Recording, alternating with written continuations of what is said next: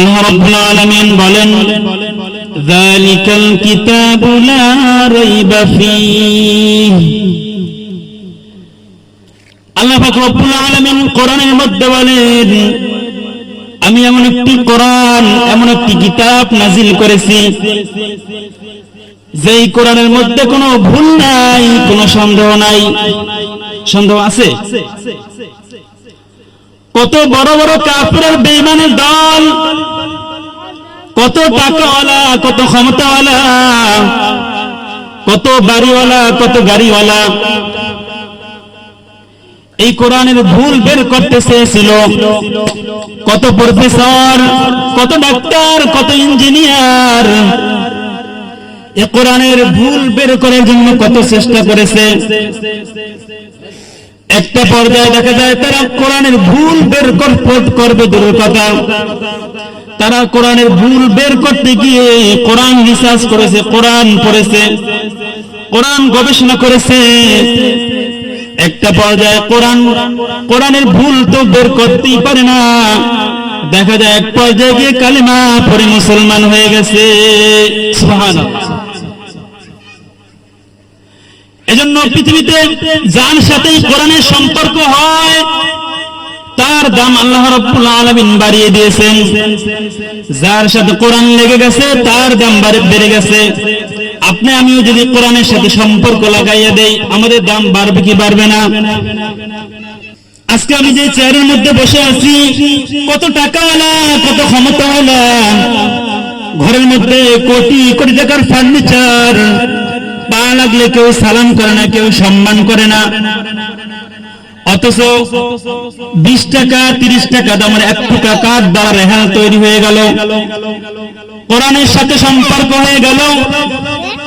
যেই মুসলমান নামাজ পড়ে না, যেই মুসলমান কোরআন পড়তে পারে না, ওই মুসলমানের সামনেও যদি দেখা হয় কাঠের রেহাল মাটির মধ্যে পড়ে আছে, সাথে সাথে ওই মুসলমান সাথে সাথে ওই রেহালটা উঠাইয়া বুকে লাগায়, সালাম করে, কত সম্মান দেখায়, ঠিক কিনা? এক টুকরা কাপড়ের দাম, ঘরের মধ্যে কোটি কোটি টাকার কাপড় আছে, পা লাগলে কেউ সালাম করে না, কেউ সম্মান করে না। অথচ 20 টাকা 30 টাকা দামের এক টুকরা কাপড় দ্বারা কোরআনের গিলাফ হয়ে গেল, কোরআনের দিশদান হয়ে গেল, কোরআনের সাথে সম্পর্ক হয়ে গেল।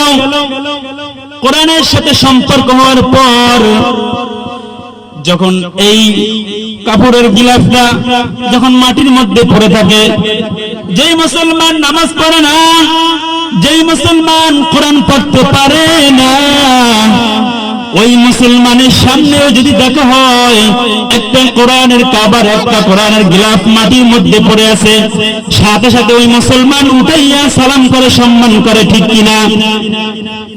এজন্য কোরআনের সাথে যার সম্পর্ক ভালো হয়ে যাবে তার দাম আল্লাহ রাব্বুল আলামিন দুনিয়া ও আখিরাতে আল্লাহ রাব্বুল আলামিন তার দাম বাড়িয়ে দিবেন, ঠিক কিনা? এজন্য আমরাও কোরআনের সাথে সম্পর্ক রাখতে চাই কি চাই না? তাই তো আল্লাহ রাব্বুল আলামিন বলে, ওয়ানুনাজ্জিলু মিনাল কুরআন মা হুয়া শিফাউন ওয়া রাহমাতুল লিল মুমিনিন। আমি এই কোরআন নাযিল করেছি এমন বিষয় যা সমস্ত রোগের জন্য সুচিকিৎসা, সমস্ত রোগের জন্য ঔষধ। এই কোরআন কার জন্য ঔষধ? ঔষধ কারা খাবে? সুস্থ মানুষ নাকি অসুস্থ মানুষ? কথা বলতে হবে। কোরআন হলো আল্লাহ রাব্বুল আলামিন বলেছে, কোরআন হলো সুচিকিৎসা, সমস্ত রোগের জন্য ঔষধ। এখন এই ঔষধ কারা খাবে? সুস্থ মানুষ নাকি অসুস্থ মানুষ? অসুস্থ মানুষ খাবে। হে মুসলমান, আল্লাহর গোলাম, আপনার দুনিয়ার জমিনে শারীরিক ভাবে অসুস্থ হয়েছেন, বান্দা তোমার জ্বর, মাথা ব্যথা, পেট ব্যথা, আরো বিভিন্ন রোগে তুমি আক্রান্ত হয়েছো।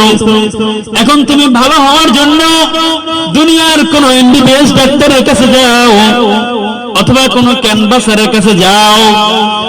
তাদের কাছে যাওয়ার পর তোমাকে চিকিৎসা দেবে, তোমাকে পরীক্ষা নিরীক্ষা করার পর তোমাকে ঔষধ দিবে, ওই ঔষধ সেবন করার পর আল্লাহ রাব্বুল আলামিন তোমাকে ভালো করে দিবেন। বান্দার কাছে নামাজ ভালো লাগে না, বান্দার কাছে রোজা ভালো লাগে না, বান্দার কাছে হজ ভালো লাগে না, বান্দার কাছে যাকাত ভালো লাগে না, আছে না নাই? বান্দার কাছে কিছুই ভালো লাগে না। বান্দা কেন ভালো লাগে না? নামাজ ভালো না খারাপ, রোজা ভালো না খারাপ, হজ ভালো না খারাপ? তাহলে বান্দা তোমার কাছে কেন ভালো লাগে না? বুঝতে হবে তোমার ভিতরে রোগ আছে, ঠিক না? এখন এই রোগ ভালো করার জন্য কোথায় যাইতে হবে? আর অসুস্থ মানুষ, একটা লোক খুব জ্বর হয়েছে, প্রচন্ড জ্বর, তার সামনে যদি আপনি মিষ্টি কোরমা পোলাও নিয়ে যান, খাওয়ার পরে কি বলবে? তিতা লাগে না ভালো লাগে? তিতা। কেন তিতা? মিষ্টি কি তিতা? তিতা না, কারণ তার মুখ তিতা। তার মানে আপনার মুখে সমস্যা, আসলে কি মিষ্টিতে কোনো সমস্যা নাই। এজন্য নামাজ ভালো, রোজা ভালো, হজ ভালো, যাকাত ভালো। বান্দা তোমার কাছে কেন ভালো লাগে না? একমাত্র কারণ তুমি অসুস্থ, যার কারণে তোমার কাছে কোরআন ভালো লাগে না, রোজা ভালো লাগে না, হজ ভালো লাগে না, বান্দা তোমার কাছে যাকাত ভালো লাগে না, কারণ তুমি তো অসুস্থ। এখন সুস্থ হওয়ার জন্য কোথায় যাইতে হবে? দুনিয়ার এমবিবিএস ডাক্তারের কাছে যাইতে হবে নাকি? এই কোরআনের মাহফিলের মধ্যে আসতে হবে, কোরআনের মাহফিলে আসতে হবে, কোরআনের সাথে সম্পর্ক লাগাই দিতে হবে। আর এই কোরআনের সাথে যদি সম্পর্ক লাগাইয়ে দাও, তাহলে বান্দা তোমার কাছে রোজা ভাল লাগবে, হজ ভাল লাগবে, যাকাত ভাল লাগে, তোমার কাছে একটা পর্যায়ে সব কিছু ভাল লাগবে, ঠিক কিনা?